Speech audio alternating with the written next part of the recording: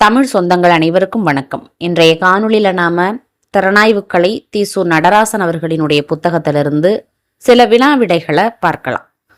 Critic என்ற சொல்லை முதலாக இலக்கியத்தோடு தொடர்புபடுத்தி பேசியவர் பிரான்சிஸ் பேக்கன் 1605. கிரிட்டிக் என்ற சொல் அதை இலக்கியத்தோடு தொடர்புபடுத்தி பேசியவர் பிரான்சிஸ் பேக்கன். பிரான்சிஸ் பேக்கன் எந்த நாட்டை சார்ந்தவர்? விடை இங்கிலாந்து. பிரான்சிஸ் பேக்கன் எந்த நாடுன்னா இங்கிலாந்து. கிரிட்டிசம் அப்படிங்கக்கூடிய சொல்லை கலை சொல்லாக புழக்கத்தில் விட்டவர் ஜான் டிரைடன். கிரிட்டிசம் என்ற சொல்லை கலை சொல்லாக புழக்கத்தில் விட்டவர் ஜான் டிரைடன். ஜான் டிரைடன் எந்த நாட்டை சார்ந்தவர் அப்படின்னாலும் இங்கிலாந்து தான். பிரான்சிஸ் பேக்கனும் இங்கிலாந்து தான். பிரான்சிஸ் பேக்கன் 1605, ஜான் டிரைடன் 18ஆம் நூற்றாண்டுக்கு முந்தைய. இவர் எப்படிப்பட்டவர் அப்படின்னா ஒரு ஆங்கில கவிஞர் மற்றும் ஒரு திறனாய்வாளர் ஜான் டிரைடன். இவர் என்ன பண்ணார் அப்படின்னா கிரிட்டிசம்ங்கிற ஒரு சொல்லை கலை சொல்லாக புழக்கத்தில் விட்டவர். அவர் இலக்கியத்தோடு தொடர்பு படுத்தி பேசினாரு. இவர் கலை சொல்னா ஜான் டிரைடன் வரணும். அடுத்தது, இலக்கியம் பற்றிய கட்டுக்கோப்பான முறையான எந்த விவாதத்தையுமே கிரிட்டிசம்ங்கிற சொல்லால சொல்லலாம் அப்படிங்கிறாரு நம்ம ஜான் டிரைடன். ஒரு இலக்கியம் பற்றி ஒரு எந்த விவாதமா இருக்கட்டும் அதை நம்ம கிரிட்டிசம்னே சொல்லலாம் அப்படிங்கிறாரு. நான் கிரிட்டிசத்தை தானே கலை சொல்லா பழக்கத்துல விட்டாரு, அதனால அந்த விவாதத்தை கிரிட்டிசம்னே சொல்லலாம் அப்படிங்கிறாரு. கிரிட்டிசம் அப்படிங்கிறதுக்கான தமிழ்ச்சொல் என்ன அப்படின்னா விமர்சனம். கிரிட்டிசம் அப்படின்னா விமர்சனம் அப்படின்னு தமிழ்ல பொருள். விமர்சனம் அப்படிங்கக்கூடிய இந்த தமிழ் சொல்லை முதல்ல பயன்படுத்தினவர் யாருன்னா முத்துசிவன். முத்துசிவன் தான் இந்த விமர்சனம்ங்கிற சொல்ல பயன்படுத்துறார். இவர் எந்த ஆண்டுல இந்த சொல்ல பயன்படுத்துறாரு அப்படின்னா 1944 இவர் பயன்படுத்தியிருக்கிறார். விமர்சனம்ங்கிற சொல்ல பயன்படுத்தியிருக்கிறார். இந்த முத்துசிவன் எந்த கல்லூரியில பேராசிரியராக பணியாற்றினார்? அவர் ஆற்றிய பணி என்ன அப்படின்னா அழகப்பா கல்லூரியில பேராசிரியராக பணியாற்றியவர் இவர் முத்துசிவன் அவர்கள். இந்த முத்துசிவன் அவர்கள் எந்த வகையான திறனாய்வாளர் அப்படின்னா ஒரு ரசனை முறை திறனாய்வாளர் இவர். அடுத்தது, முத்துசிவன் அவர்கள் விமர்சனம் என்ற இந்த சொல்லை எந்த நூலினுடைய முன்னுரையில பயன்படுத்தினார்? எந்த நூலில் இதை குறிப்பிட்டார் அப்படின்னா அசோகவனம் அப்படிங்கக்கூடிய அந்த நூலுக்கு எழுதக்கூடிய முன்னுரையில விமர்சனம்ங்கிறத பயன்படுத்தியிருப்பார். இந்த விமர்சனங்கள் மூலத்தை காட்டிலும் மும்மடங்கு அழகுடையவாக இருக்கின்றன அப்படின்னு சொன்னது முத்துசிவன் அவர்கள் தான் சொல்றார். இந்த விமர்சனங்கள் மூலத்தை காட்டிலும் எழுதப்பட்ட இலக்கியத்தை விட அழகாக இருக்கு அப்படிங்கிறாரு முத்துசிவன். இலக்கிய விமர்சனம் அப்படிங்கக்கூடிய ஒரு நூல். இந்த நூலை எழுதினவர் யாருன்னா தோமுசி ரகுநாதன் அவர்கள் தான். தோமுசி ரகுநாதன் தான் இந்த இலக்கிய விமர்சனம்ங்கிற நூலை எழுதினார் 1948. 1944 அழகப்பா கல்லூரி பேராசிரியர் முத்துசிவன் விமர்சனம்ங்கிற சொல்ல அப்பவே பயன்படுத்தி இருக்கிறார். இவர் நூல் எழுதினது எப்ப அப்படின்னா தமிழ்ல விமர்சனம் அப்படின்னு சொல்லிட்டு தமிழ்ல விமர்சனம் பத்தி ஒரு நூல் எழுதினர். அதுதான் பாத்தீங்கன்னா நமக்கு தோமுசி. அவர் என்ன நூல் எழுதினார்னா இலக்கிய விமர்சனம் அப்படின்னு ஒரு நூல். தோமுசி ரகுநாதன் இலக்கிய விமர்சனம். அடுத்தது விமர்சன கலை அப்படின்னு ஒரு நூல். கானா சுப்பிரமணியம். மணி அடிக்கிறது ஒரு கலை தானே, அதான் விமர்சன கலை அப்படின்னா கானா சுப்பிரமணியம் 1951. 44, 48, 51 வருது பாருங்க இங்க. இலக்கிய விமர்சனம்னா தோமுசி ரகுநாதன், இலக்கிய கலைனா மணி அடிக்கிறது ஒரு கலை கானா சுப்பிரமணியம் 51. திறனாய்வுங்கிற சொல்ல பழக்கத்துல விட்டது ஞானசம்பந்தன். அது கிரிட்டிசம்ங்கிற சொல்லு ஜான் டிரைடனுக்கு. இங்க திறனாய்வு நம்ம தமிழ்ல புழக்கத்துல விட்டவர் ஆசா ஞானசம்பந்தன். இந்த ஆசா ஞானசம்பந்தன் எழுதிய திறனாய்வு நூல் அப்படின்னா இலக்கிய கலை. ஞானசம்பந்தன் அது ஒரு கலை. அவர் இலக்கிய கலை 1953, விமர்சன கலை 51, இலக்கிய கலை 53. கேள்விகளை எழுப்பி கொண்டு இலக்கிய படைப்பை முறையாக பார்ப்பதுதான் திறனாய்வு அப்படின்னு சொல்லி இம்ஷேர் சொல்றார். சில கேள்விகளை வச்சுட்டு இதுக்கெல்லாம் பதில் சொல்லுதா இந்த படைப்பு அப்படின்னு பாக்குறது தான் திறனாய்வுன்னு இம்ஷேர் சொல்றார். அடுத்தது, இலக்கியத்தை வாசிக்கிறதுக்கு மேல ஒரு வகையான எதிர்வினை கொள்வதுதான் திறனாய்வு. ஒரு இலக்கியத்தை நம்ம படிக்கிறோம், அதுக்கு என்ன நம்ம ரெஸ்பான்ஸ் பண்ண போறோம் அப்படிங்கிறது தான் திறனாய்வு அப்படிங்கிறாரு இம்ஷேர்.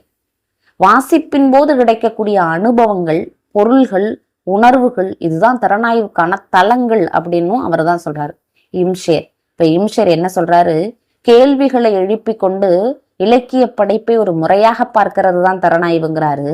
ஒரு இலக்கியத்தை வாசிக்கிறது முயல்ல ஒரு வகையான எதிர்வினை கொள்வதுதான் திறனாய்வு அப்படிங்கிறாரு. வாசிப்பின் போது கிடைக்கக்கூடிய அனுபவங்கள், பொருள்கள், உணர்வுகள், இதெல்லாம் திறனாய்வினுடைய தளங்கள் அப்படின்னும் இம்ஷேர் தான் சொல்றாரு. இம்ஷேர் படைப்பிலக்கியம் பற்றி எழுதப்படுவதுதான் திறனாய்வு என்று சொன்னால் போதாதா அப்படின்னு ரொம்ப கோபமா கேட்கிறவரு மால்கம் கவ்லி. என்ன இதுக்கு இவ்வளவு பதில் சொல்லிட்டு இருக்கீங்க? படைப்பிலக்கியம் பற்றி எழுதப்படுவதுதான் திறனாய்வு, இப்படி சொன்னா பத்தாதா அப்படிங்கிற மாதிரி மால்கம் கவ்லே சொல்றாரு. அடுத்தது, கவிஞனோட வேலை மறைப்பது, திறனாய்வாளரின் வேலை மறைந்ததை வெளிப்படுத்துவது அப்படின்னு சொல்றவரு நார்த்ரோப் ஃப்ரை.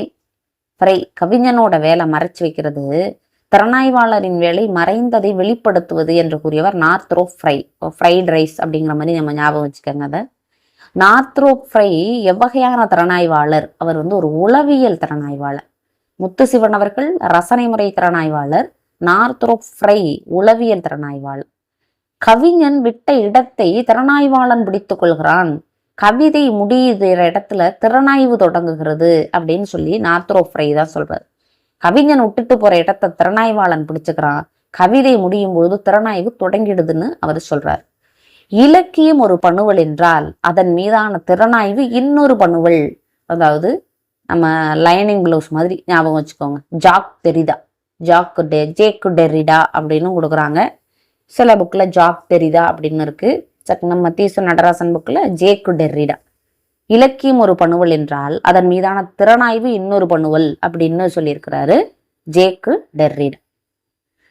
இந்த ஜேக்கு டெர்ரிடா எவ்வகையான அறிஞர்னா இவர் ஒரு பின்னை அமைப்பியலாளர். அடுத்தது, ஜேக்கு டெர்ரிடா எந்த திறனாய்வு கோட்பாட்டினுடைய முன்னோடினா அதேதான் பின்னை. திறனாய்விற்கு எடுத்துக்கொள்ளப்படும் இலக்கியத்தில் முழுமையான பிடி இருக்க வேண்டும் என்று வலியுறுத்தியவர் F.R. லீவிஸ். ஓகேவா? திறனாய்விற்கு எடுத்துக்கொள்ளப்படும் இலக்கியத்தில் முழுமையான பிடி இருக்க வேண்டும், F.R. லீவிஸ். லீவ் விட்டா ஒரு பிடிக்கணும், அது பிரியாணி அதுங்கிற மாதிரி ஞாபகம் வச்சுக்கோங்க. திறனாய்விற்கு எடுத்துக்கொள்ளப்படும் இலக்கியத்தில் முழுமையாக பிடி இருக்க வேண்டும் அப்படின்னு சொல்லி F.R. லீவிஸ். அப்புறம் மறுபடியும் என்ன சொல்றாரு அவரு, எந்த ஒரு இலக்கியத்தையும் முடிந்த அளவிற்கு உணர்வு பூர்வமாகவும் முழுமையாகவும் உள்வாங்க வேண்டும், எந்த காரணத்தாலும் அந்த பிடியை தளர்த்தக்கூடாது அப்படின்னு சொல்றாரு F.R. லீவிஸ். மூழ்காமல் முத்து குளிக்க வேண்டும் அப்படிங்கிறாரு A.C. பிராட்லி. மூழ்காமல் முத்து குளிக்க வேண்டும் அப்படிங்கிறார். அதுக்குள்ளேயே போயிடாம அதை நம்ம மேலோட்டமா நம்ம ஒழுங்கா ஆராய்ச்சி பண்ணணும் அப்படிங்கிற மாதிரி அதுக்கிட்டே ஒப்படைச்சிடணும், ஆனாலும் மூழ்காம முத்து குளிக்கணுங்கிற மாதிரி சொல்லுவாரு A.C. பிராட்லி. படைப்பிலக்கியத்தின் செய்நேர்த்தியை ஆராய்வதன் மூலமாக அதன் வழிமுறைகளை தொடர்ந்து அறிவதன் மூலமாக திறனாய்வாளனுக்கு முழுமையான பிடிப்பு ஏற்படுகிறதுன்னு சொன்னவர் டேவிட் டெய்ச்சஸ். பிடி இருக்கணும்னு சொல்றாரு லீவிஸ், அந்த பிடிப்பு எப்படி ஏற்படுதுன்னு சொல்றாரு டேவிட் டெய்ச்சஸ். எப்படி சொல்றாரு, இந்த படைப்பிலக்கியத்தினுடைய செய்நேர்த்தியை ஆராய்வதன் மூலமாக அதனோட வழிமுறைகளை தொடர்ந்து அறிவதன் மூலமாக திறனாய்வாளனுக்கு ஒரு பிடிப்பு ஏற்படுகிறதுன்னு டேவிட் டெய்ச்சஸ் சொல்றார். திறனாய்விற்கு 2 படிநிலைகளை கூறியவர் யாருன்னா மால்கம் கவ்லே.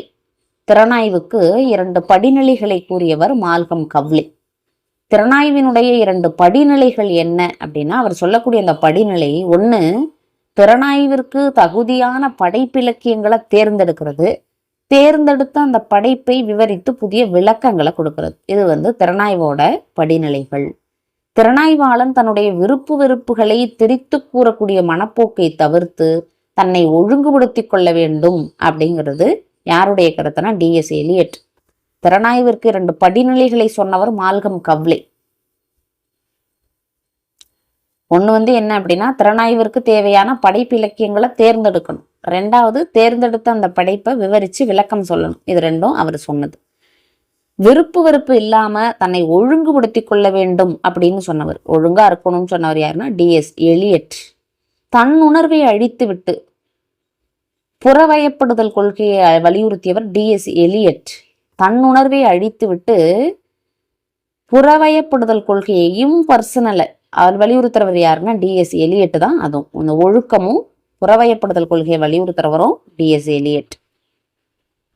குறைந்தது 2 திறனாய்வு முறைகளை முழுமையாக இணைத்து அதனுடைய தனித்துவம் சிதையாமல் மேற்கொள்ளப்படும் திறனாய்வு எது அப்படின்னா பன்முகவிய திறனாய்வு. குறைந்தது 2 திறனாய்வு முறைகளை முழுமையாக இணைத்து அவற்றின் தனித்துவம் சிதையாமல் மேற்கொள்ளப்படும் திறனாய்வு பன்முகவிய திறனாய்வு. பன்முகவியம் என்ற கொள்கையை மறுத்தவர் யாருன்னா டெர்ரி ஈகிள்டன். இவர் மறுக்கிறார் பன்முகவியம்ங்கிற கொள்கையை. 2 திறனாய்வு முழுமையா இணைச்சி அதோட தனித்துவம் மாறாம மேற்கொள்ளப்படக்கூடியது பன்முக திறனாய்வு. ஆனா அதை அவர் ஏத்துக்கல டெர்ரி ஈகிள்டன். திறனாய்வும் இலக்கியமும் அடிப்படையில் ஒரு ஒழுங்கமைவு அல்லது நிறுவனமே, அது ஒரு கம்பெனி அப்படிங்கிறார் டெர்ரி ஈகிள்டன். திறனாய்வும் இலக்கியமும் அடிப்படையில ஒரு ஒழுங்கமைவு அல்லது நிறுவனமே அப்படிங்கிறார். குறிப்பிட்ட சில விதிமுறைகளுக்கு ஏற்ப படைப்புகளை தேர்ந்தெடுக்கிறது, வடிவமைக்கிறது, திருத்துகிறது, பணுவல்களை மீளவும் எழுதுகிறது அப்படின்னு சொல்றது யாரோட கருத்துனா டெர்ரி ஈகிள்டனோட கருத்து. குறிப்பிட்ட சில இலக்கிய விதிமுறைகளுக்கு ஏற்ப படைப்பை தேர்ந்தெடுக்குது, அதை வடிவமைக்குது, அதை திருத்துது, மீளவும் எழுதுகிறதுங்கிறது யாரோட கருத்துனா டெர்ரி ஈகிள்டன். திறனாய்வில் பன்முகவியம் என்ற கொள்கையை வலியுறுத்தியவர் வெயின் பூத். திறனாய்வில் பன்முகத்தை மறுத்தவர் Terry Eagleton. பன்முகவியம் என்ற கொள்கையை வலியுறுத்தியவர் வெயின் பூத். திறனாய்வாளனுக்கு ஒரே அணுகுமுறையை மட்டும் பின்பற்றுவது சலிப்பூட்டுவது போலவும் அவனை கட்டுப்படுத்துவதாகவும் அமையும் அப்படின்னு சொல்றவர் வெயின் பூத். திறனாய்வாளனுக்கு ஒரே அணுகுமுறையை மட்டும்தான் பின்பற்றணும்னு சொல்றது அவருக்கு சலிப்பை ஏற்படுத்தும், அவரை கட்டுப்படுத்துறது மாதிரி அமையும் அப்படிங்கிறாரு வெயின் பூத். பல்துறை திறனாய்வு அப்படின்னா என்ன அப்படின்னா ஒன்றுக்கு மேற்பட்ட துறைகளினுடைய நெறிமுறைகளை தழுவி அமையக்கூடிய திறனாய்வு தான் பல்துறை திறனாய்வு. ஒன்றுக்கு மேற்பட்ட துறைகளோட நெறிமுறைகளை தழுவி அமையக்கூடியது. இந்த பல்துறை திறனாய்வை 2 வகையாக வரையறுத்தவர் யாருன்னா ஜோனாதன் குல்லர். பல்துறை திறனாய்வை 2 வகையாக வரையறுத்தவர் ஜோனாதன் குல்லர். இந்த ஜோனாதன் குல்லர் எவ்வகையான திறனாய்வாளர்? அமைப்பியல் திறனாய்வாளர். அடுத்தது ஜோனாதன் குல்லர் அவர்களினுடைய முதல் வகை பல்துறை திறனாய்வு வரையறை என்ன? அப்ப 2 வகையா சொல்றாருன்னு பார்த்தோம் இல்லையா? அவரை முதல் வகை என்ன சொல்றாருன்னா இலக்கியம் அல்லாத பிற துறைகள்ல இருந்து, அப்படின்னா வரலாறு, உளவியல், இது மாதிரி துறைகள்ல இருந்து கருத்துக்களையும் அணுகுமுறைகளையும் எடுத்துட்டு திறனாய்வுல பயன்படுத்துறது. அவரோட 2வது வரையறை என்னன்னா திறனாய்வுல பிற துறைகளோட வழிமுறைகளையும் கோட்பாடுகளையும் ஃபர்ஸ்ட் அணுகுமுறைகளையும் கருத்துக்களையும் பயன்படுத்துறது அது ஒரு சிறப்பானது இல்லை அப்படிங்கிறாங்க. 2வது பார்த்தீங்கன்னா வழிமுறைகள் கோட்பாடுகளை பயன்படுத்துறது அப்படிங்கிறாங்க. அடுத்தது இந்த பல்துறை திறனாய்வுல குறிப்பிடத்தகுந்த அறிஞர்கள் யாராவது இருக்காங்களா அப்படின்னா பல்துறை திறனாய்வில் குறிப்பிடத்தகுந்த அறிஞர்கள் A O Lovejoy, Kenneth Burke, Edmund Wilson, Lionel Trilling. இவங்கெல்லாம் பல்துறை திறனாய்வுல குறிப்பிடத்தகுந்தவங்க. Lovejoy, Kenneth Burke, Edmund Wilson, Lionel Trilling. மார்க்சிய கோட்பாடுகளுக்கும் பிராய்டிய கோட்பாடுகளுக்கும் நெருக்கமான மன உணர்வை ஏற்படுத்த முயன்றவர் யாருன்னா கென்னத் பர்க். மார்க்சிய கோட்பாடுகளுக்கும் பிராய்டிய கோட்பாடுகளுக்கும் நெருக்கமான மன உணர்வை ஏற்படுத்த முயன்றவர் கென்னத் பர்க். இலக்கியம் என்பது ஒரு குறியீட்டு செயல்பாடு அப்படின்னு சொல்றாரு கென்னத் பர்க். இலக்கியம் அப்படிங்கிறவர் இலக்கியம் அப்படின்னா ஒரு குறியீட்டு செயல்பாடு அப்படிங்கிறாரு. இலக்கியம் என்பது ஒரு வகையான சடங்கு அப்படின்னும் சொல்றாரு. இலக்கியம் என்பது ஒரு வகையான போர் தந்திரம் அப்படின்னும் கென்னத் பர்க் தான் சொல்றாரு. இப்ப கென்னத் பர்க்கை பத்தி என்ன பார்த்தோம் அப்படின்னா அவர் பல்துறை திறனாய்வுல குறிப்பிடத்தகுந்த ஒரு அறிஞர், ஃபர்ஸ்ட் பாயிண்ட். அடுத்தது மார்க்சிய கோட்பாடுகளுக்கும் பிராய்டிய கோட்பாடுகளுக்கும் ஒரு நெருக்கமான மன உணர்வை ஏற்படுத்த முயற்சி பண்ணியிருக்கிறார். இலக்கியம் அப்படின்னா ஒரு குறியீட்டு செயல்பாடு தான் இலக்கியம் அப்படிங்கிறது அவரோட கருத்து. இலக்கியம் என்பது ஒரு வகையான சடங்குன்னு சொல்றாரு. இலக்கியம் என்பது ஒரு வகையான போர் தந்திரம்னு சொல்றாரு. கென்னத் பர்க் ஒரு குறிப்பிடத்தகுந்த ஒரு அறிஞர். தமிழ்ல பல்துறை ஆராய்ச்சியில அக்கறை காட்டினவங்க யாரு அப்படின்னா பேராசிரியர் வையாபுரி பிள்ளை, பேரறிஞர் தேப்போ மீனாட்சி சுந்தரனார், வானமாமலை, கலாநிதி கைலாசபதி. இவங்கள்லாம் தமிழ்ல பல்துறை ஆராய்ச்சியில அக்கறை காட்டினவங்க. வையாபுரி பிள்ளை, மீனாட்சி சுந்தரனார், வானமாமலை, கலாநிதி கைலாசபதி இவங்கெல்லாம். திறனாய்வுல தவறுகள் ஏற்படுவதையும் தவறாக புரிந்து கொள்ளப்படுவதையும் தவிர்க்க வேண்டும் அப்படின்னு சொன்னவர் யாருன்னா எழுத்து இலக்கிய அமைப்பினுடைய ஒரு ஆசிரியர் தான் பழனிசாமி அப்படிங்கிறவர். எழுத்து இலக்கிய அமைப்பை சார்ந்தவர் பழனிசாமி அப்படிங்கிறவர். திறனாய்வுல தவறுகள் ஏற்படுவது, தவறாக புரிந்து கொள்ளப்படுவதெல்லாம் தவிர்க்கப்படணும் அப்படிங்கிறார். மேலை நாட்டு சமூகவியல் பின்னை அமைப்பியல் சிந்தனையாளர்கள் அப்படின்னு சொல்லும் பொழுது மேலை நாட்டை சார்ந்த சிந்தனையாளர்கள் டெர்ரிடா, பூஹோ, உம்பர்டோ ஈகோ, போத்ரியார், ஃப்ரெடரிக் ஜேம்சன் இவரெல்லாம். டெர்ரிடா, பூஹோ, உம்பர்டோ ஈகோ, போத்ரியார், ஃப்ரெடரிக் ஜேம்சன். இந்த காணொளி உங்களுக்கு பயனுள்ள வகையில் இருந்திருக்கும். நன்றி, வணக்கம்.